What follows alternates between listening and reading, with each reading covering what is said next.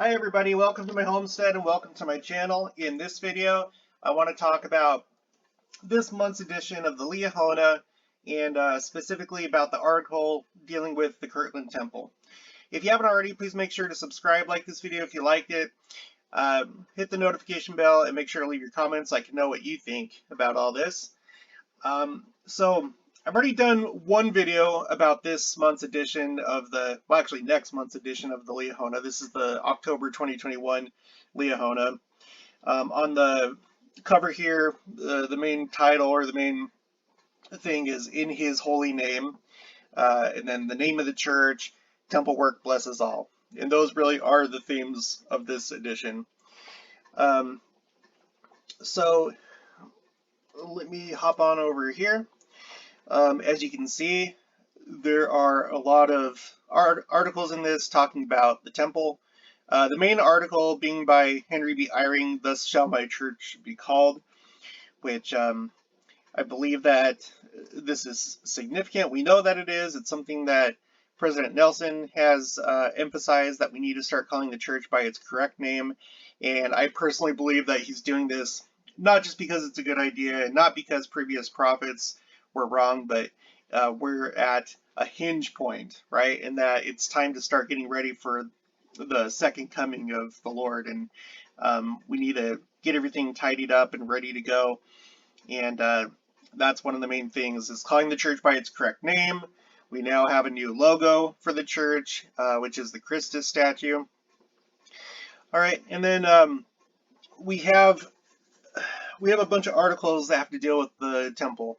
Blessings of temple and family history work, temple work, what the temple means to me, introducing the temple to our friends, temple work blesses all, living and dead, and then why did Moses, Elias, and Elijah appear in the Kirtland Temple?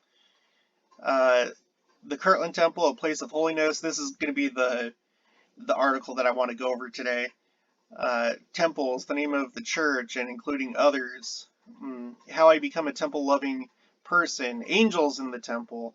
So temple, temple, temple, temple, temple for this issue. So I think that there's something here that that the general authorities are trying to tell us.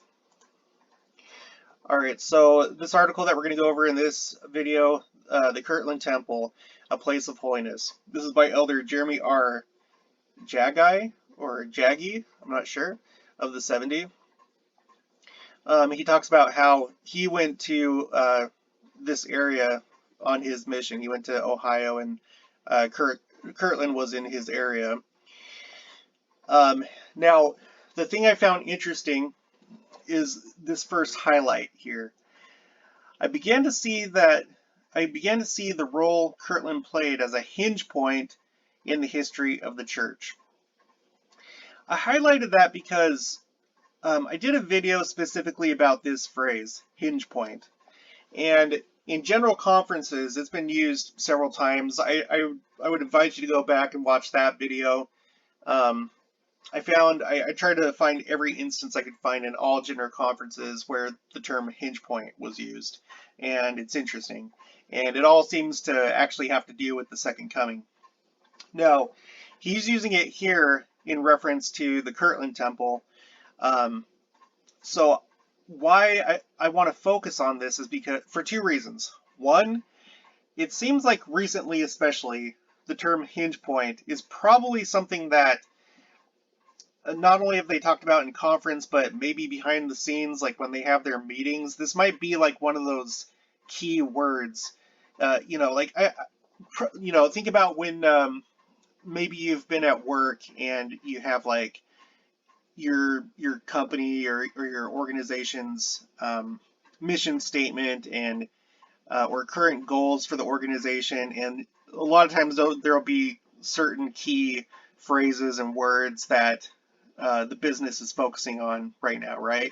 And so I think right now for the church, hinge point is probably one of those things that when they have meetings, it probably comes up often and is used as they're talking about the current state of the church. So I think it's interesting that he's saying that Kirtland was a hinge point, and I'm going to show you why in just a minute here.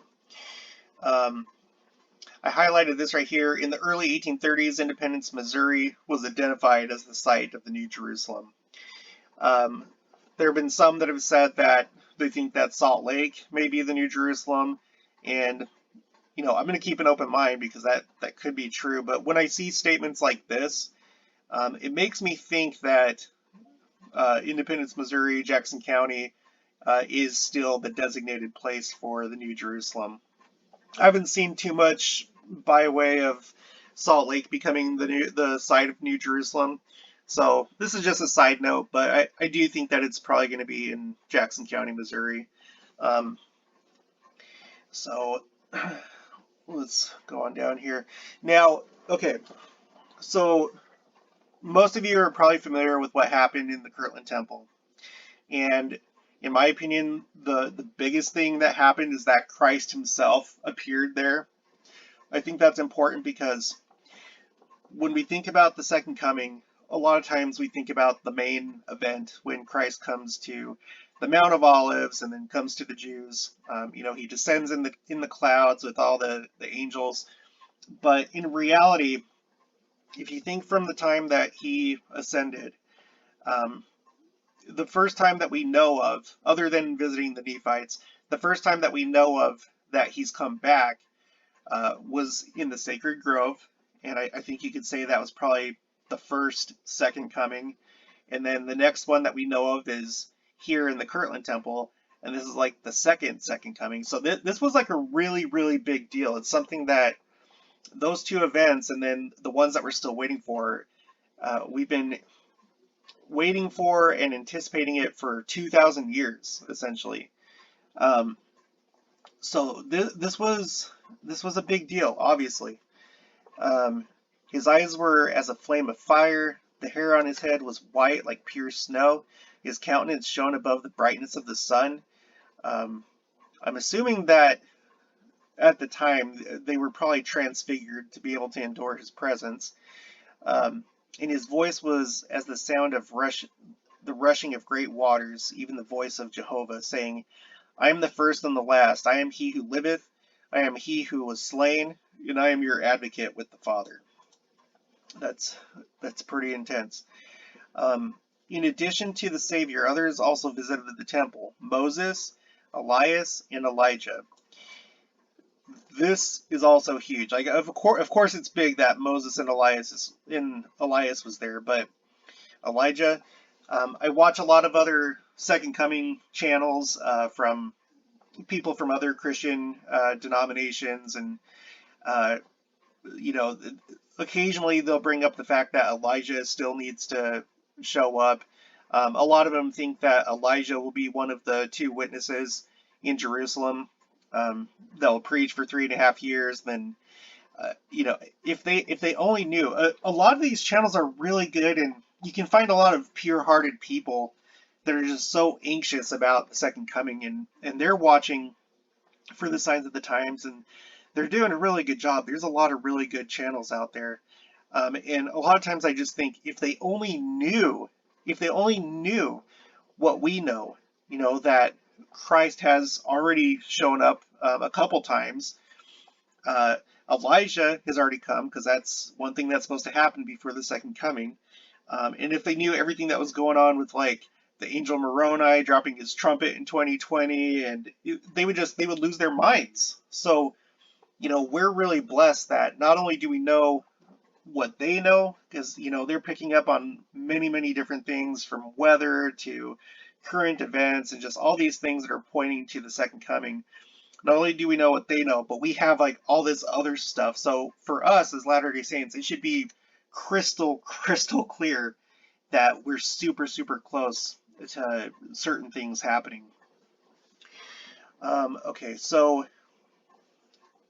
Now they committed to Joseph Smith keys for the gathering of Israel. Now, that's interesting, right? Okay, so this elder of the 70, he used the term Hinge Point, right? And as part of the Hinge Point, the keys to the gathering of Israel were given to Joseph Smith. And now, 200 years later, we have a prophet who's really focused on the gathering of Israel.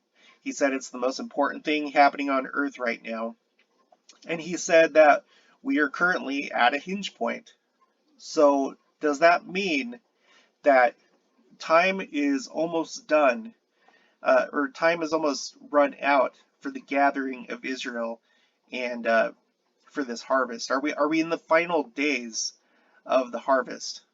Again, Kirtland Temple and the Kirtland era was a hinge point, and now President Nelson says that we're at another hinge point. At that first hinge point, we received the keys for the gathering of Israel, the dispensation of the gospel of Abraham, and then temple and family history work. And now we're at another hinge point, 200 years later, and we have a lot of talk about the gathering of Israel, and a prophet that keeps saying that we're in the latter part of the last days, and he keeps talking about the second coming, and there's been lots and lots and lots and lots and lots of changes in the church, things that you just never would have imagined was going to happen, especially if you're like someone from the 1990s and you were looking forward into the future, and you saw that the church is no longer in Boy Scouts. We only have 2-hour meetings. Elders Quorum has all been consolidated, like the high priest and the elders quorum has been consolidated into one. We no longer have home teaching. It's called ministering now, and your companion can be your wife or your husband. Holy cow, holy cow, holy cow. And that's just like, obviously that's just a tiny little list out of all the things that have happened so far. We're definitely at a hinge point. And, when you think about if A equals B and B equals C, then A equals C. Well, again, if the Kirtland era is being referred to as a hinge point, and all these incredible things happened right here, Christ showing up, Moses, Elias, Elijah, then, there's probably, on top of all the things that we already know about that are occurring in the church, who knows what else is happening? Are we going to have the next coming of Christ at Adam Ondai Amen? Are we like, just days away from that happening? Has it already happened and we just don't know about it? Who knows? But I think it's significant that that's how this article is being written and that those words are being used, especially with what we know happened in Kirtland. He mentions here how in the dedicatory prayer, Joseph Smith asked for a blessing on presidencies of the church, and how those blessings are extended today to Relief Society presidents, quorum presidents, on and on. So that's interesting. And then I'm going to wrap it up with this. 3 basic truths. The dedication of the Kirtland Temple exemplifies for me 3 basic truths. 1, we are blessed when we prepare for the temple. And guys, we need blessings right now. We're living in bizarro world right now. We need blessings. The world is falling apart. It's literally on fire. The saints had to prepare for the Kirtland Temple to be built. They had to sacrifice, purify themselves, the pure in heart, Zion, and develop willing hearts, Zion. We need to do the same to become more ready to receive blessings the Lord has for us.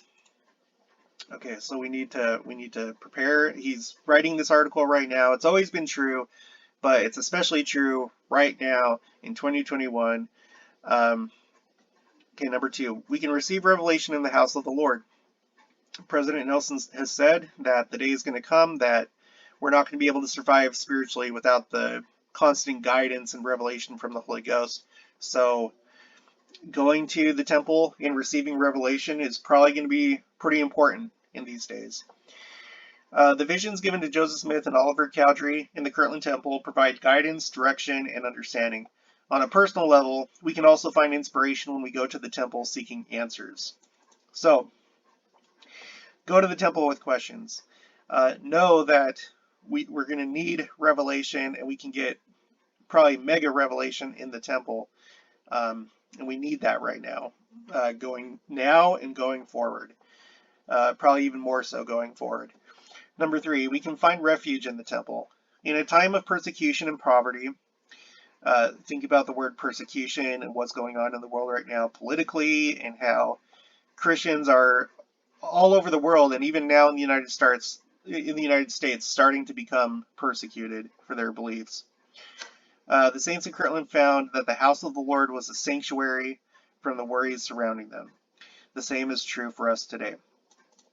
And I know that going to the temple gives you a sense of peace. It can help you recalibrate and adjust, and just get your mind right.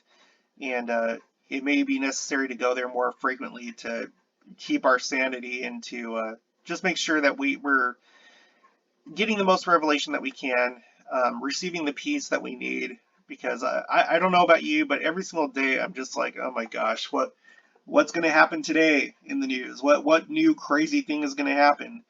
Um, and every day it's just like evil, gains new ground in this war. So going to the temple can help us. It can uh, be a place where we can find peace and protection and refuge. So let's do it. Let's go as much as possible. Um, yeah, so I'm going to go ahead and leave it there. If you like this video, make sure to like it. If you haven't already, please subscribe, hit the notification bell, leave comments so I can know what you think, and if you have anything to add to this, or anything else that we can research together and do videos about, I would love to hear what you have to say. And I'll talk to you later.